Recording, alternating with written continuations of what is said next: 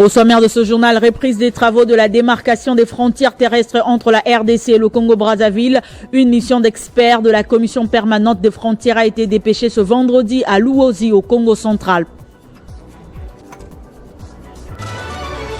Et puis la conférence sur la paix en RDC projetée en Afrique du Sud par l'ancien président Thabo Mbeki ne connaîtra pas la présence des officiels congolais. C'est ce qu'a déclaré le porte-parole du gouvernement Patrick Mouyaya lors d'un échange avec la presse. L'info, c'est l'heure sur Télé 50. Bienvenue à tous. À la une de l'actualité, le chef de l'État, Félix Tshisekedi, a lancé la campagne agricole saison 2025-2026. C'est pour promouvoir l'autosuffisance alimentaire et lutter contre la faim.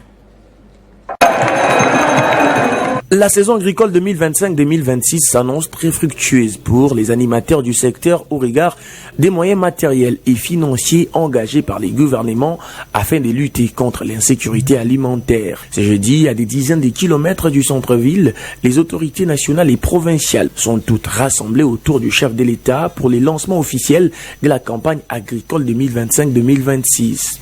Et l'homme qui a actionné tout ceci, les ministres d'État en charge de l'agriculture et de la sécurité alimentaire, Moindo Nzangi. Dans son allocution, le ministre a rappelé que le chef de l'État a fait sa part en relevant progressivement les budgets de l'agriculture conformément à l'engagement des Maputo et en mobilisant des financements auprès de la Banque mondiale et de la Banque africaine de développement. Chef de l'État, te féliciter, moi, makasi po.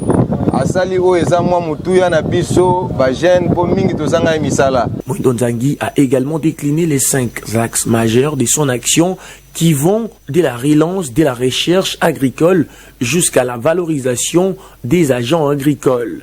Je voudrais vous dire, ce jour de lancement de la campagne agricole 2025-2026, que notre pays a une chance particulière. Celle d'avoir un président visionnaire, celle d'avoir un président héritier des slogans les plus magnifiques du monde, le peuple d'abord. Les clous de l'activité, c'était donc la remise symbolique des tracteurs destinés aux provinces, traduisant la volonté du gouvernement d'appuyer concrètement les mécanisations agricoles. À travers cette campagne, Moindo Nzangi a indiqué vouloir aussi lancer la campagne pour les produits pérennes partout en RDC, citant notamment les cacao et les cafés, et dans les cadres d'une révolution agricole agressive.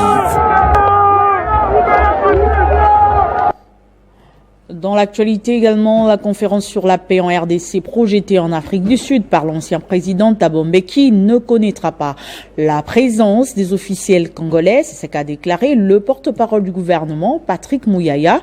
Lors d'un échange avec la presse, le ministre de la Communication a donné les raisons de la non-participation des autorités congolaises à ces assises. On l'écoute. D'abord, c'est une main mal placée. Pour penser pouvoir parler ou contribuer au retour de la paix. Nous nous souvenons tous des déclarations qui ont été tenues par le président Mbeki, des déclarations malheureuses qui ont illustré une forme de méconnaissance de la crise actuelle. Quoi qu'il en soit, c'est une initiative informelle qui ne peut nullement nous intéresser, en ce sens aussi en plus que nous sommes déjà engagés dans un processus bilatéral avec le Rwanda à Washington, dans un processus avec les supplétifs, notamment dans ce qui s'est fait à Doha.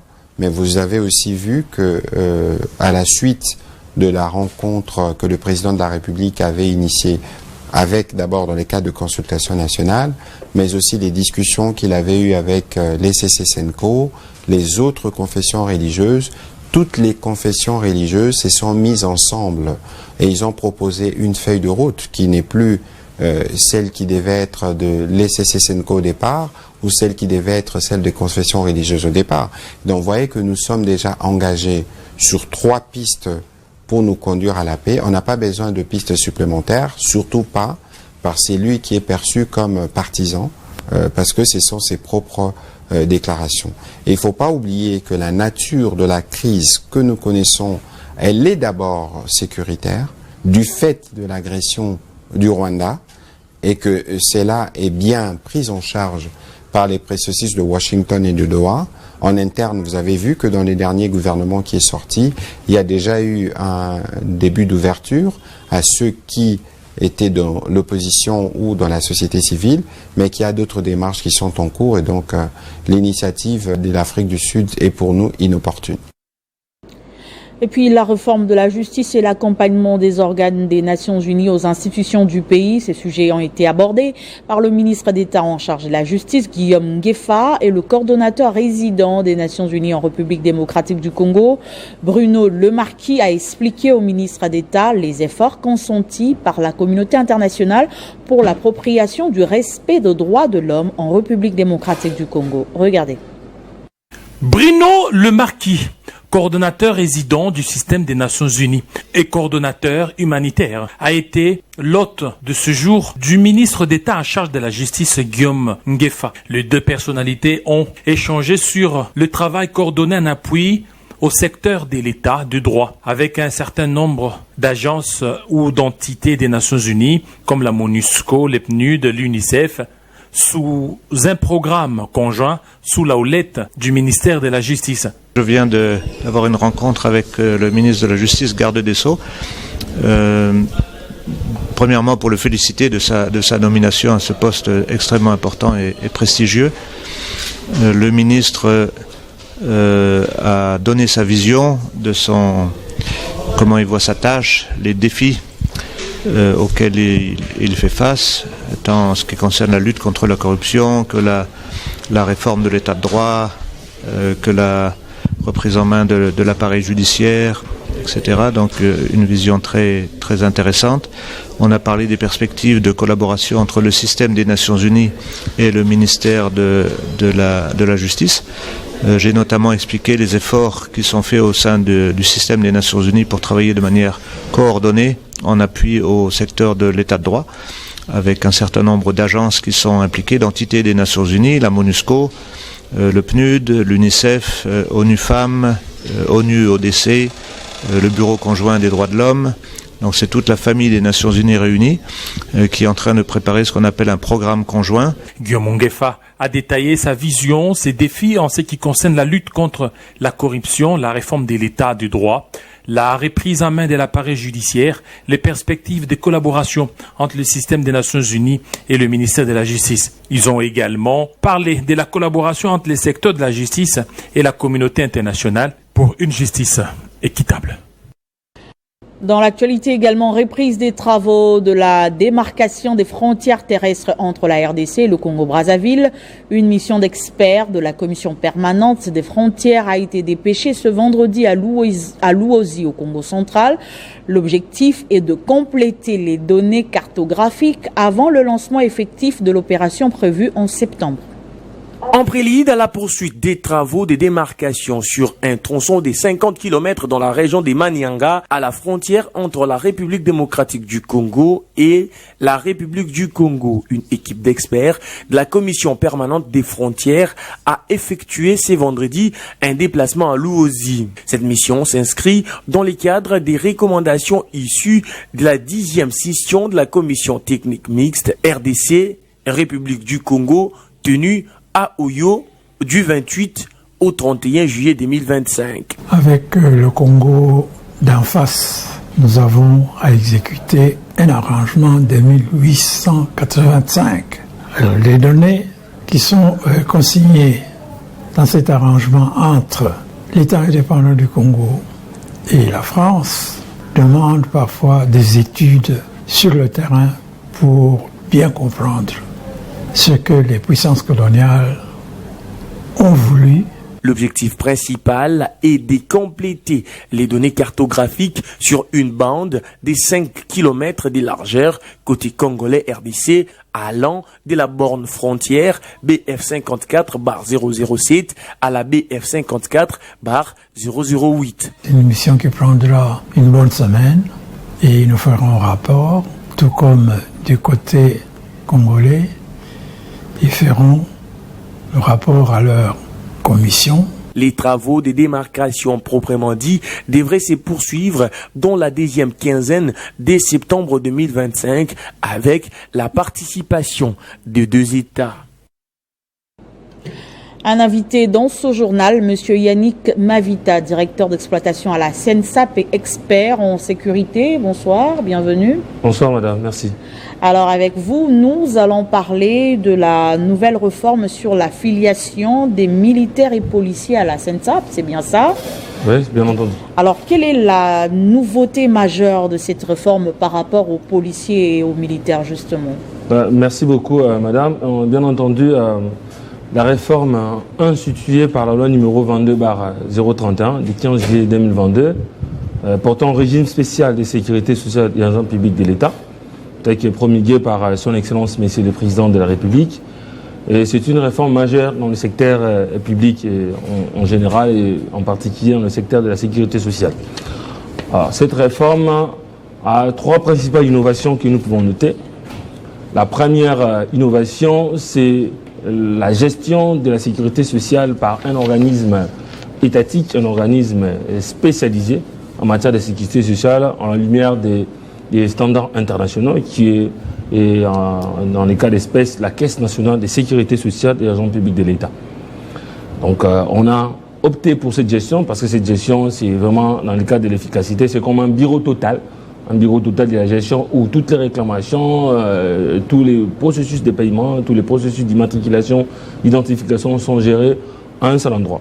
C'est déjà la première innovation en ce qui concerne la gestion des sécurités sociales pour les militaires et les policiers, ou mieux pour tous les agents publics de l'État. La deuxième réforme, et bien entendu, la deuxième innovation, c'est l'extension du champ d'application personnel de la sécurité sociale, de la couverture sociale aux autres catégories d'agents publics de l'État ou toutes les autres catégories d'agents publics de l'État. Avant l'avènement de cette loi, la SENSAP existait déjà, mais la SENSAP gérait une seule catégorie d'agents publics de l'État, les agents de carrière des services publics de l'État qu'on appelle communément les fonctionnaires. La SENSAP gérait, mais la SENSAP ne gérait pas les militaires, la SENSAP ne gérait pas les policiers, la SENSAP ne gérait pas les magistrats, la SENSAP ne gérait pas les enseignants. Bien entendu, nous parlons de la gestion des questions de sécurité sociale. Et cette loi a étendu la couverture sociale à ces catégories-là. Et la dernière innovation que je peux dire la plus importante, c'est surtout l'extension du champ d'application matériel. Évidemment, nous, on est en gestion avec les militaires, on gère les questions de sécurité sociale des policiers, mais exactement, il s'agit de quoi? Quand un policier, quand un militaire arrive à la SENSAP, quand un agent de la SENSAP... Justement, concrètement, qu'est-ce que ces derniers gagnent de cette affiliation? Il y a d'abord ce qu'on appelle la branche de pension. Il y a trois types de prestations, mais je vais citer ce qui est vraiment opérationnel à ce stade. Il y a d'abord la branche de pension pour les prestations d'invalidité. Quand on dit les prestations d'invalidité, un policier, un militaire, dans le cadre de l'exercice de sa fonction, peut connaître un accident. Et ça peut arriver même à une amputation d'une jambe ou voilà. Et ces policiers et ces militaires ne peuvent plus exercer sa fonction normalement parce que il est atteint d'un handicap. En ces moments-là, l'administration va mettre ces militaires à disposition de la SENSAP parce que l'administration doit renouveler l'effectif. Et ces militaires-là qui est atteint de cet handicap doivent maintenant être pris en charge par la SENSAP jusqu'à la fin de son temps. Alors comment se fait la cotisation pour ces nouvelles catégories d'agents publics? Quelle est la part de l'État et quelle est la part de l'assuré? Bon, j'ai peut-être enchaîné pour dire qu'en ce qui concerne les cotisations, l'État est le plus grand cotisant parce que c'est l'État qui donne un peu plus d'argent, parce que l'État donne 9%, donc 8%, l'État cotise pour les militaires, pour la branche de pension, et puis 1% pour la branche de risques professionnels. Mais les risques professionnels pour les accidents du travail et les maladies professionnelles. Quand on sait de la nature, la spécificité de la mission ou du travail d'un policier, d'un militaire, on comprend que c'est vraiment une grande innovation parce que si aujourd'hui un policier connaît un accident, la SENSAP doit intervenir directement pour la prise en charge immédiate. Donc on peut dire que cette réforme traduit l'engagement du gouvernement en faveur d'une protection sociale efficace. Évidemment, en fait, ce ne sont pas des promesses. Hein. Au moment où nous parlons ici, il ne s'agit plus de questions de promesses, ce sont des faits. Donc c'est vraiment les réels que nous sommes en train de vivre. Donc nous sommes en train de dire ici. Donc au moment où nous parlons ici dans le bureau, nous avons des dossiers des policiers, dont un policier qui a connu un accident. La CNSAP est en train de traiter les cas et surtout c'est traité au sein de ma direction. Donc vraiment, ce sont des questions qui sont considérées. Ce que nous pouvons dire, c'est qu'en matière de réforme, il y a aussi ce qu'on appelle les mesures d'application, les mesures d'accompagnement qui sont les arrêtés, qui sont signés par les ministres de la fonction publique en ses attributions, les ministres des tutelles, son Excellence VPM Diaou, qui nous accompagne en fait en tant qu'autorité de tutelle sur ces questions-là. Un message à tous ces policiers et militaires qui vous suivent. Ce que nous pouvons dire, c'est un message d'espoir parce que c'est aujourd'hui le cadre est là. Donc le cadre permet à ce qu'aujourd'hui, s'il y a un accident, s'il y a une mise à la retraite normale, pas forcément les accidents, un policier qui travaille normalement, lorsqu'il y a même un décès d'un militaire, un décès d'un policier, il y a les droits dérivés pour les personnes survivantes comme les conjoints, la femme ou les enfants, ou les orphelins qui seront éligibles bénéficieront des droits dérivés. Donc c'est vraiment un message d'espoir parce que c'est le réel qui est en train de se passer aujourd'hui. Monsieur Yannick Mavita, directeur d'exploitation à la CNSAP et expert en sécurité, merci d'avoir répondu à notre invitation. Merci madame. Poursuivant ce journal, l'Union des architectes d'Afrique a organisé la 14e édition de son congrès triennal au Centre culturel et artistique des pays de l'Afrique centrale à Kinshasa. Ces rencontres scientifiques sous le thème « Résilience des villes africaines face à l'exploitation minière et industrielle et face aux catastrophes naturelles » se sont clôturées le 28 août dernier. Le 14e congrès de l'Union des architectes d'Afrique a été organisé par l'AUIA et orchestré par l'Ordre national des architectes de la RDC. Ce congrès triennal a réuni les acteurs clés de l'architecture et de la construction en Afrique pour discuter des opportunités offertes par le continent. L'édition 2025, qui a accueilli plus de 15 000 délégués à travers l'Afrique, a abordé les thèmes de la résilience des villes africaines dans les zones industrielles et sismiques, mettant en lumière l'exploitation des ressources naturelles pour lutter contre le changement climatique et promouvoir la croissance économique. Ces changements climatiques, ils ne sont pas liés qu'au Congo. Ce n'est pas un problème congolo-congolais, c'est un problème général. Mais nous subissons les conséquences, mais nous n'étions pas préparés à ce genre de conséquences. Et donc c'est pour ça que nous avons décidé, lors de ce congrès, de nous attaquer à l'attitude. Okay, c'est l'attitude des acteurs, que nous sommes experts, l'attitude de nos politiques qui, à l'écoute de leurs experts, mettent en place des politiques. Nous ne devons pas attendre que les autres viennent nous expliquer ce que nous devons faire. On nous parle de durabilité, mais on doit définir, nous, ce qui est durable pour nous, Africains. En plus de riches discussions architecturales, cet événement était une opportunité de présenter les potentiels de la République démocratique du Congo au monde, comme l'a souligné Fiyundo Ntoboni, président du Conseil de l'ONA. Il nous revient d'assumer nos responsabilités aujourd'hui pour définir ce que nous serons demain et préparer la véritable Afrique de nos enfants. La RDC, géant d'Afrique aux potentialités inestimables, a été au rendez-vous d'une page d'histoire importante pour l'Afrique durant ce 2 jours du 14e congrès de l'Union des architectes d'Afrique. Et puis, dans le cadre de ces missions régaliennes, le directeur général de l'Office congolais de contrôle, le docteur Étienne Chimanga, a présidé jeudi dans la salle polyvalente de l'immeuble du cinquantenaire de l'Office congolais de contrôle la cérémonie de présentation et de remise officielle du logiciel du système national de certification, fruit du partenariat stratégique entre l'OCC et Veridrey Technologies.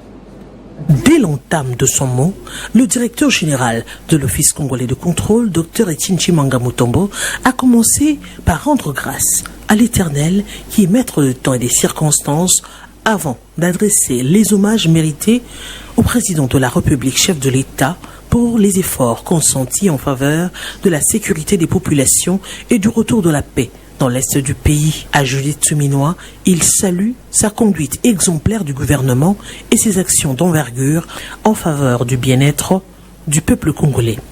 Le docteur Etienne Chimanga a également adressé ses hommages à Julien Paluku, ancien ministre de l'Industrie et actuel ministre du Commerce extérieur, pour avoir reconnu l'importance de la certification nationale et soutenu la mise en place de la marque de conformité, et enfin à Aimé Boji, ministre de l'Industrie, pour son rôle déterminant dans la poursuite et la concrétisation de ce programme. Au nom de l'Office congolais de contrôle tout entier, je salue la franche collaboration des Viderail Technologies qui se concrétise non seulement par la présentation du logiciel, mais aussi par la remise de matériel informatique par l'OCC dévolu au processus de certification. Le directeur général de l'OCC a également salué la collaboration fructueuse de Viderail Technologies qui a permis la matérialisation de ce logiciel innovant, marquant une avancée décisive dans la modernisation des services de l'OCC. La maison Viderail Technologies, représentée par le directeur général, a quant à elle, par la voix de son expert, mis en lumière les avantages majeurs du logiciel qui sont l'accès rapide aux services de l'OCC pour les opérateurs économiques sans nécessité de déplacement, le renforcement de la sécurité alimentaire pour la population congolaise, la valorisation des produits made in RDC sur le marché international grâce à un estampillage certifié et un contrôle rigoureux assuré par l'OCC. Pour l'expert de Viderail Technologies, ce procédé technologique à la fois rapide et rigoureux constitue un tournant décisif dans la digitalisation du processus de certification. Il garantit désormais la transparence, rapidité et l'effectivité pour l'ensemble des services de l'OCC, consolidant ainsi son rôle stratégique dans le développement économique et industriel de la République démocratique du Congo. Accompagnée de quelques ministres et membres de son cabinet, la gouverneure du Lualaba a partagé un moment de communion avec les enfants de l'orphelinat Denise Nyakero Tshisekedi en félicitant particulièrement l'orpheline Jemima Kaluila ayant réussi à l'examen d'État avec 65%.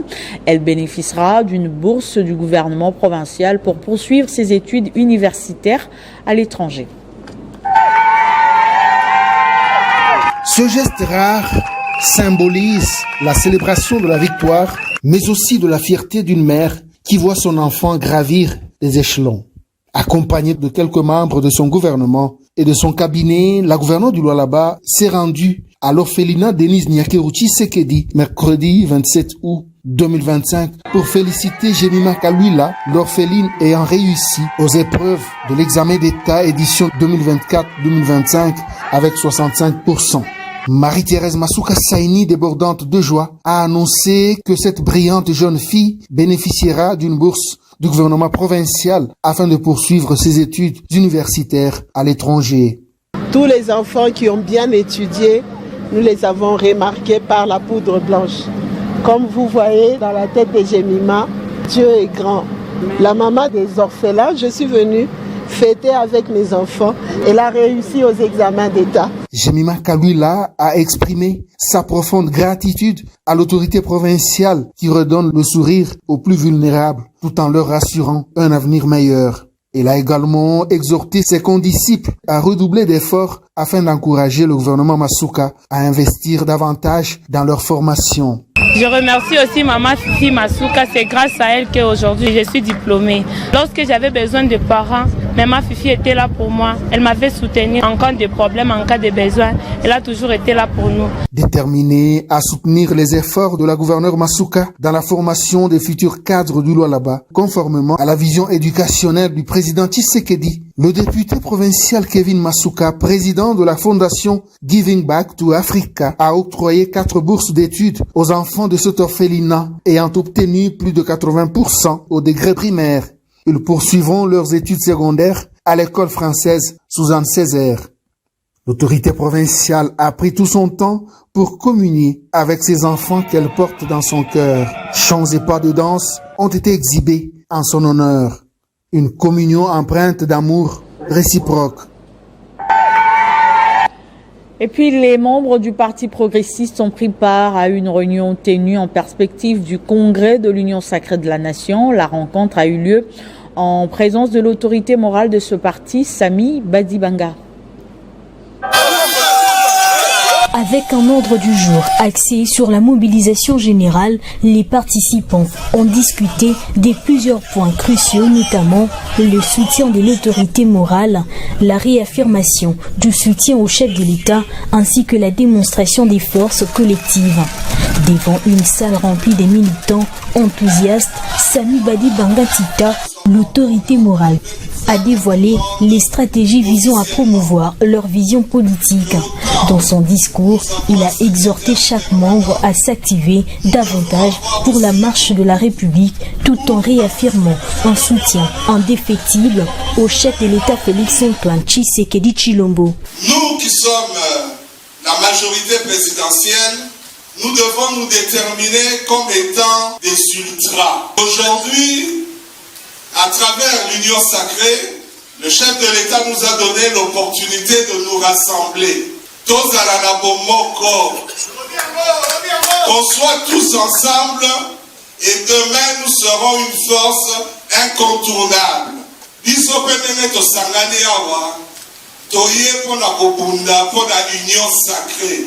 Sami Badi Bangatita, dont le parcours est emblématique de l'engagement au sujet de son engagement politique, a mis en avant les ambitions de son parti. Selon lui, l'objectif est clair, devenir une force incontournable lors des élections de 2028. Le deuxième objectif est que en 2028, nous devons gagner les élections avec cette force et faire notre entrée dans les institutions. Et puis fidèle à sa méthodologie qui est celle d'écouter, de donner des orientations pour agir. Ensuite, le ministre de l'Emploi et du Travail, Ferdinand Massamba, a encore reçu jeudi les activités de son portefeuille, en l'occurrence les inspecteurs du travail, les contrôleurs et les responsables des programmes du ministère de l'Emploi et du Travail. Dans le souci d'écouter l'ensemble des acteurs de son portefeuille de l'emploi et du travail, le ministre Ferdinand Massamba a reçu jeudi 28 août les inspecteurs, les contrôleurs et les agents de l'administration de l'inspection générale de travail nouvellement recrutés en 2023. Avec eux, plusieurs recommandations dont l'intégration dans la paye régulière, la paye de l'intégralité de leurs primes ou encore l'amélioration des conditions de travail. Quasiment les mêmes requêtes ont été portées à l'autorité nationale de l'emploi et du travail, Ferdinand Massamba, par les contrôleurs et les agents de l'administration. Le ministre, lui, qui met toujours l'homme au centre de son action partout où il est passé, Ferdinand Massamba promet de réunir toutes les parties prenantes avant de s'engager sur terrain, palper de son doigt toutes les réalités et tâcher d'y apporter des solutions. Pour leur part, les responsables des programmes basés au ministère de l'Emploi et du Travail ont été réunis par le ministre Ferdinand Massamba ce même jeudi. C'était une séance d'abord de prise de contact, mais également une séance d'orientation. Le ministre devait savoir qu'est-ce que nous faisons, où en sommes-nous, mais également nous transmettre sa vision par rapport aux missions qui sont les nôtres et ce qu'il attend de nous pour la réussite de son mandat, qui est tellement attendu par le gouvernement. Vous savez, le premier pilier du programme du gouvernement, c'est l'emploi. Nous avons un ministre qui vient avec le même souci d'appuyer les structures. Et nous sommes là, mais nous déplorons également le ministère du Budget. Le budget qui n'arrive pas à accompagner le ministère de l'Emploi. La loi des finances est élaborée, promulguée par le chef de l'État, mais nous ne décaissons absolument rien. Ils vont bien évaluer le ministre, ils vont bien évaluer les structures, mais ils doivent nous donner également les fonds. Avec toutes ces séances, le ministre de l'Emploi et du Travail, Ferdinand Massamba, se veut fidèle à sa méthodologie, écouter, donner des orientations, puis agir. Et plus de 50 ans après, la RDC va commémorer le cinquantenaire du combat à Ali Foreman. La date prévue, c'est le 30 octobre. Un projet de Divo Production appuyé par la présidence de la République, l'ambassade des États-Unis en RDC, ainsi que les familles d'Ali et Foreman.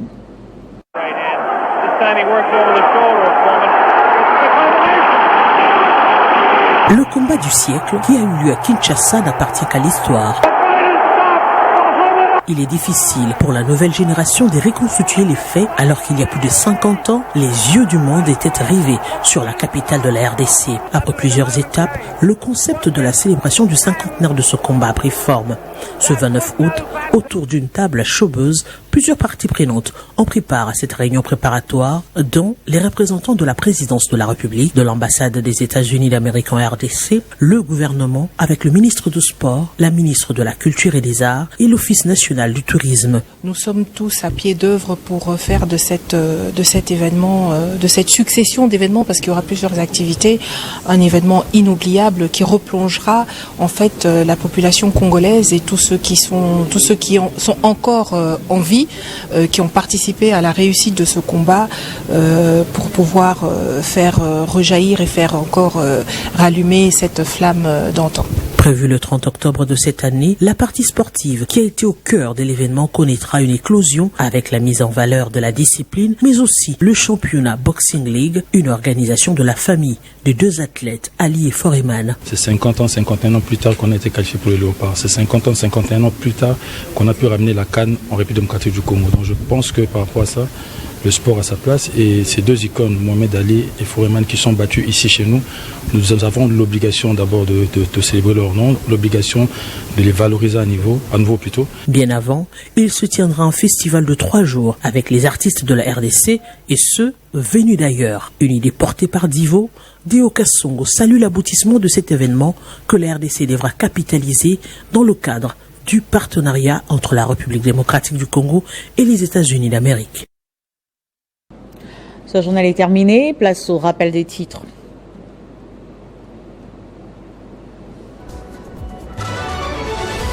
Reprise des travaux de la démarcation des frontières terrestres entre la RDC et le Congo-Brazzaville. Une mission d'experts de la commission permanente de frontières a été dépêchée ce vendredi à Luozi au Congo central. L'objectif est de compléter les données cartographiques avant le lancement effectif de l'opération prévue en septembre. Et puis la conférence sur la paix en RDC est projetée en Afrique du Sud par l'ancien président Thabo Mbeki ne connaîtra pas la présence des officiels congolais. C'est ce qu'a déclaré le porte-parole du gouvernement Patrick Mouyaya lors d'un échange avec la presse. Merci de votre attention soutenue. Restez fidèles au programme de Télé 50.